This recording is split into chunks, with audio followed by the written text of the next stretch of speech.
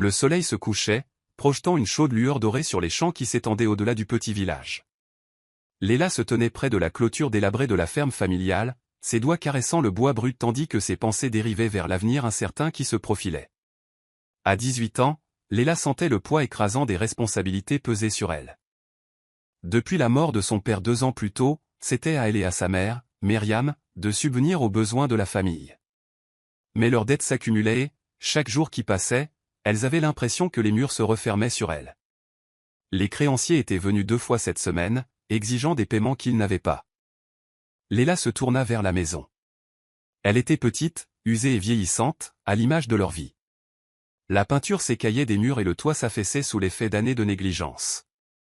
Au fond d'elle-même, elle savait que sa mère serait assise à la table de la cuisine, les yeux rivés sur la pile de factures impayées, les mains tremblantes sous le poids de tout cela. Léla soupira et entra, les pas lourds d'un fardeau qu'elle ne pouvait plus ignorer. Le visage autrefois vibrant de sa mère était maintenant marqué de rides profondes d'inquiétude et d'épuisement. Myriam avait tellement vieilli depuis la mort de son père, et Léla avait le cœur brisé de constater l'impact que cela avait eu sur elle. « Maman » appela doucement Léla en s'approchant de la table. « Tu vas bien » Myriam releva lentement la tête, les yeux rouges à force de pleurer. Elle secoua la tête, les lèvres tremblantes. « On perd tout, Léla. Ils sont revenus, les créanciers, ils ont dit qu'ils prendraient la maison si on ne les payait pas rapidement. Il ne nous reste plus rien. Plus rien. » Le cœur de Léla se serra dans sa poitrine. Elle savait que les choses allaient mal, mais entendre la voix de sa mère se briser sous la tension lui donna une telle réalité qu'elle en eut froid dans le dos. « Mais il doit bien y avoir quelque chose à faire, » dit Léla d'une voix tremblante.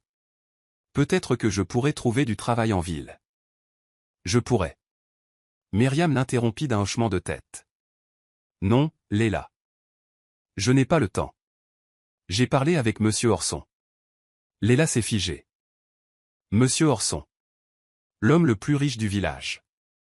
Il était connu pour son immense fortune et ses œuvres caritatives, mais quelque chose en lui mettait toujours Léla mal à l'aise.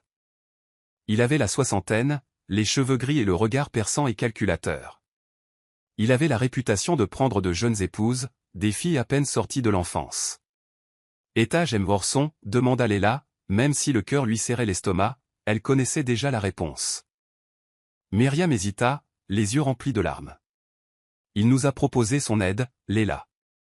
Il a dit qu'il rembourserait toutes nos dettes et sauverait la ferme. Mais sa voix se brisa. Mais seulement si tu acceptes de l'épouser. La pièce sembla tourner autour de Léla. Elle s'agrippa au dossier de la chaise la plus proche pour se stabiliser, sa vision se brouillant à mesure que les mots s'imprégnaient. Épouse-le, murmura-t-elle, à peine capable de parler. Maman, non. Je ne peux pas l'épouser. Il est tellement plus âgé que moi. Je ne l'aime pas. Je ne le connais même pas. Myriam tendit la main, tremblante, tandis qu'elle prenait celle de Léla. Je sais, Léla. Je sais que ce n'est pas ce que tu veux. Mais nous n'avons pas d'autre choix. Si tu ne l'épouses pas, nous perdrons tout. Ibrahim et Aïcha, ils n'auront rien. Le regard de Léla se porta sur ses jeunes frères et sœurs, qui jouaient tranquillement dans un coin de la pièce. Ibrahim, âgé de 10 ans, sculptait méticuleusement un jouet dans un petit morceau de bois.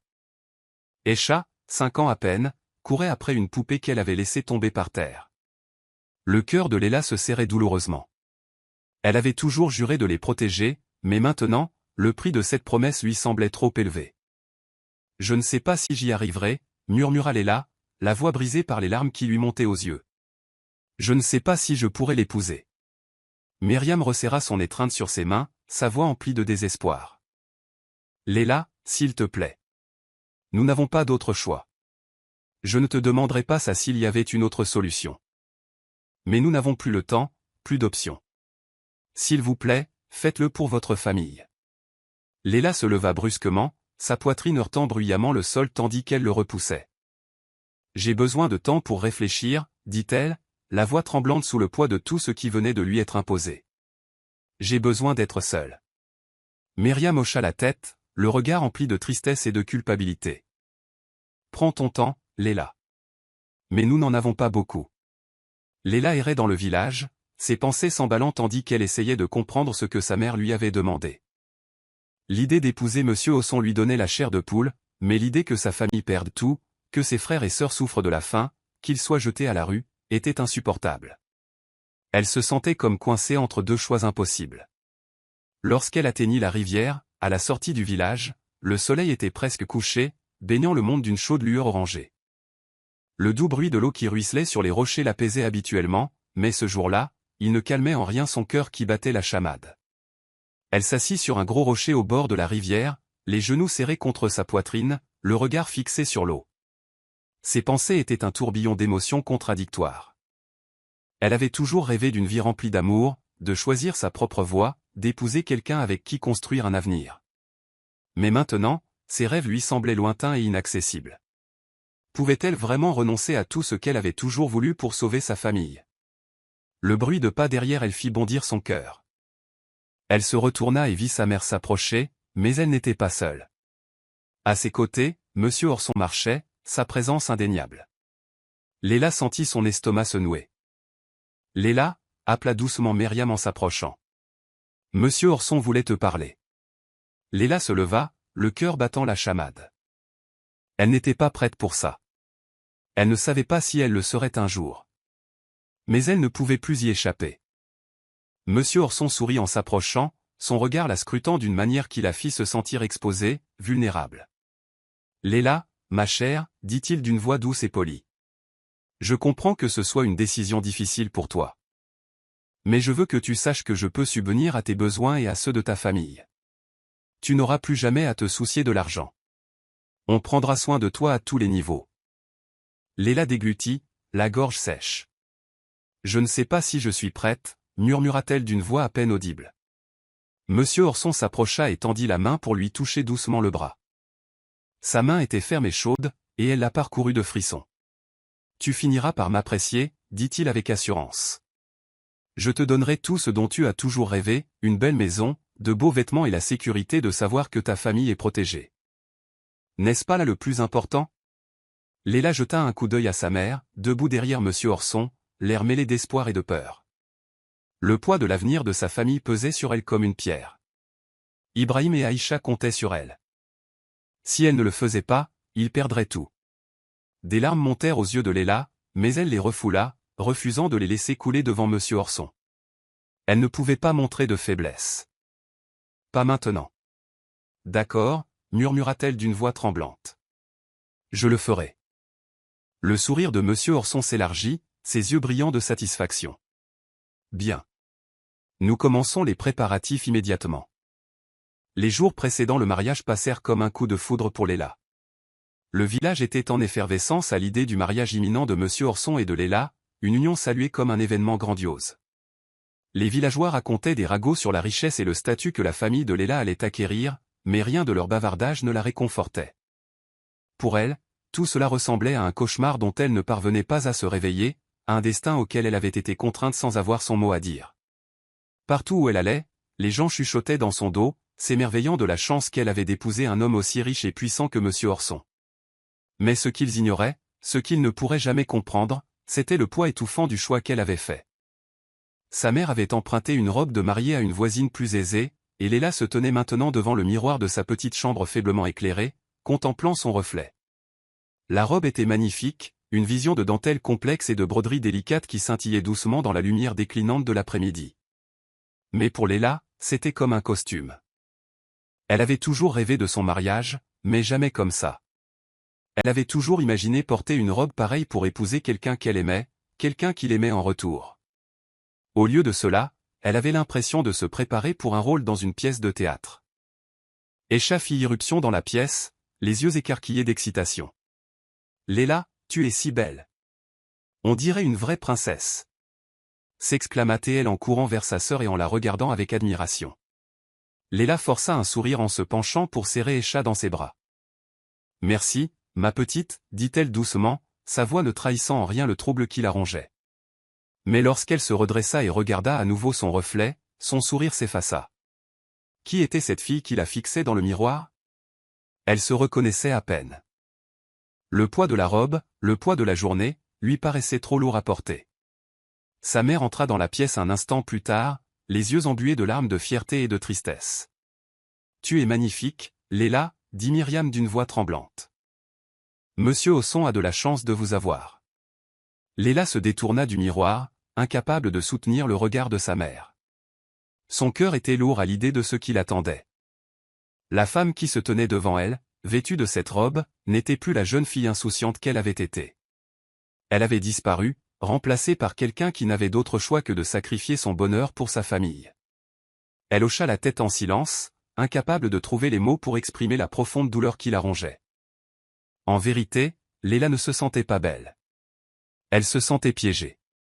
Le jour du mariage arriva sous un ciel dégagé et un soleil radieux qui brillait sur le village. L'air était chaud, et le parfum des fleurs et de l'herbe fraîchement coupée flottait dans l'air. Tout le village s'était rassemblé au domaine de Monsieur Osson pour assister à l'événement, les visages remplis d'excitation et d'impatience. Pour eux, c'était un jour de fête, un grand événement dont on parlerait pendant des années. Léla ne ressentait aucune de leur joie. Alors que le courage la conduisait à l'entrée de la majestueuse demeure de Monsieur Osson, son cœur battait fort. Elle leva les yeux vers l'imposant bâtiment, ses colonnes imposantes et ses murs de pierre polie luisant au soleil. On était loin de la petite maison délabrée où elle avait grandi, mais sa grandeur la faisait se sentir plus petite, plus insignifiante. Le poids de tout cela pesait sur elle, l'étouffant à chaque instant. Elle descendit de la voiture, les jambes tremblantes, tandis qu'elle avançait lentement et délibérément vers l'hôtel. Sa robe traînait derrière elle comme une lourde chaîne, l'entraînant vers un avenir qu'elle n'avait pas choisi. Les villageois souriaient et murmuraient à son passage, leurs voix pleines d'admiration et d'envie, mais leurs paroles résonnaient comme des échos lointains pour Léla. Elle les entendait à peine. Devant l'hôtel, Monsieur Osson l'attendait, un large sourire fier aux lèvres. Il la regardait avec une lueur dans les yeux, comme s'il venait d'acquérir le prix le plus précieux. Son sourire, censé être rassurant, ne fit que lui retourner l'estomac. Les mains de Léla tremblaient lorsqu'elle atteignit l'hôtel et se plaça à ses côtés. Monsieur Osson lui prit la main, la serrant fermement et avec une certaine possessivité. Elle le regarda, sentant la peur la serrer dans la poitrine. Ses yeux, sombres et calculateurs, semblaient scruter chaque détail d'elle, comme si elle était quelque chose à posséder plutôt qu'à chérir. La voix de l'officiant résonna dans l'air, mais les mots semblaient lointains, étouffés, comme si elle les entendait sous l'eau. Léla répéta ses vœux d'une voix monocorde, à peine consciente de ce qu'elle disait. Chaque mot lui semblait comme une pierre posée sur elle, érigeant les murs d'une prison autour d'elle. Lorsque Monsieur Osson lui glissa la bague au doigt, elle lui parut lourde, comme une chaîne. Quand vint le moment pour Monsieur Osson de l'embrasser, Léla se figea. Ses lèvres effleurèrent brièvement les siennes, le baiser froid et dénué d'émotion. C'était le saut final de l'accord, la dernière étape pour consolider ce mariage qui sauverait sa famille, mais la condamnerait à une vie qu'elle n'avait jamais désirée. À la fin de la cérémonie, sous les applaudissements nourris de la foule, Léla se sentit comme prise au piège d'un cauchemar. Les acclamations et les sourires des villageois ne faisaient qu'accroître la terreur qui la tenaillait. Pour eux, c'était une fin de conte de fées, mais pour elle, c'était la fin de quelque chose de précieux, sa liberté, son avenir, son cœur. La vie de Madame Osson était tout ce que Léla avait craint. Le manoir, bien que luxueux, semblait froid et sans vie. On était loin de la chaleur et de la simplicité de la maison où elle avait grandi. C'était un lieu de richesse, pas de bonheur. Monsieur Osson était souvent en déplacement professionnel, laissant Léla seule dans la vaste demeure. Au début, elle cherchait du réconfort dans l'opulence qui l'entourait. Les vêtements neufs, les bijoux et la gastronomie la distrayaient du vide qu'elle ressentait intérieurement. Mais aucune richesse matérielle ne pouvait combler ce vide. Le vide la rongeait, jour après jour, jusqu'à ce qu'elle ait l'impression qu'il allait l'engloutir tout entière. Les nombreuses pièces du manoir, autrefois fascinantes, se transformèrent bientôt en un labyrinthe d'isolement. Léla les arpentait sans but, ses pas résonnant dans le silence, cherchant un refuge, une part d'elle-même que leur mariage n'avait pas perdue. Mais elle ne trouva rien. La solitude était étouffante. Les visites à sa famille devinrent également plus rares. Bien qu'elles fussent reconnaissantes du soutien financier que leur apportait le mariage, la distance entre Léla et sa mère grandissait de jour en jour. Myriam était fière de leur union, mais Léla ne pouvait partager cette fierté. Chaque fois qu'elle regardait sa mère, elle ressentait une pointe de tristesse et de culpabilité. Elle avait fait tout cela pour sa famille, mais cela lui avait coûté plus cher qu'elle ne l'aurait imaginé. Ibrahim et Aïcha, encore trop jeunes pour comprendre pleinement le poids de ce qui était arrivé, étaient ravis des cadeaux que Monsieur Osson leur avait envoyés. Ils souriaient et riaient en jouant avec leurs nouveaux jouets, et pendant un instant, Léla ressentit une pointe de contentement en les sachant heureux. Mais ce moment de joie fugace était toujours éclipsé par le vide grandissant qui l'envahissait. La nuit, allongée aux côtés de Monsieur Osson dans le grand lit qu'ils partageaient, Léla fixait le plafond, les pensées tourbillonnantes. Le lit était moelleux, les draps lisses et frais, mais il ressemblait plus à une cage qu'à un lieu de repos. Monsieur Osson était un mari dévoué, il subvenait à ses besoins et la traitait avec respect, mais il n'y avait entre eux aucun amour, aucune chaleur. Ses gestes étaient mécaniques, son affection superficielle. Il la considérait comme un objet de valeur, et non comme une partenaire ou une compagne. Dans ces moments de calme avant que le sommeil ne la gagne, l'esprit de Léla revenait aux rêves qu'elle avait faits autrefois. Elle avait imaginé une vie remplie d'amour, de rire, de moments de joie partagés. Mais à présent, ces rêves lui semblaient un lointain souvenir, quelque chose qui appartenait à quelqu'un d'autre. Elle les avait échangés contre une vie plus sûre, mais ce faisant, elle s'était perdue. Un après-midi, après des semaines de solitude et de silence, Léla décida d'aller au marché du village. Elle avait passé trop de temps au manoir, et le poids de son isolement commençait à l'étouffer. Elle avait envie du bruit et de l'animation du village, du son des voix, d'un rappel qu'il y avait encore de la vie derrière les murs froids de sa nouvelle maison. Le marché était animé par le brouhaha des vendeurs et des clients, les odeurs de produits frais et de pâtisseries emplissant l'air. Léla déambulait entre les étals, s'imprégnant du spectacle et des sons, sentant un léger retour à la normale. Mais même là, elle ne pouvait échapper au murmure. Les villageois s'émerveillaient encore de son mariage avec Monsieur Hossen, leurs voix emplies d'envie et d'admiration. Mais leurs paroles ne signifiaient rien pour elle. Ils ignoraient le prix qu'elle avait payé. Alors qu'elle traversait le marché, quelque chose, ou plutôt quelqu'un, attira son attention. Un homme, bien plus jeune que Monsieur Hossen, se tenait à un étal de fruits voisins. Il était grand, avec des cheveux noirs qui lui tombaient légèrement sur les yeux. Son visage était ouvert et bienveillant, et son maintien avait quelque chose qui attira immédiatement l'attention de Léla. Il semblait à l'aise dans le monde qui l'entourait, insensible au bruit et au chaos du marché. Leurs regards se croisèrent et, l'espace d'un instant, le monde sembla s'arrêter. Le cœur de Léla fit un bond, son souffle se bloqua. Elle ne s'attendait pas à ça. Elle ne s'attendait pas à ressentir quoi que ce soit. L'homme sourit doucement en s'approchant d'elle, ses gestes lents et réfléchis.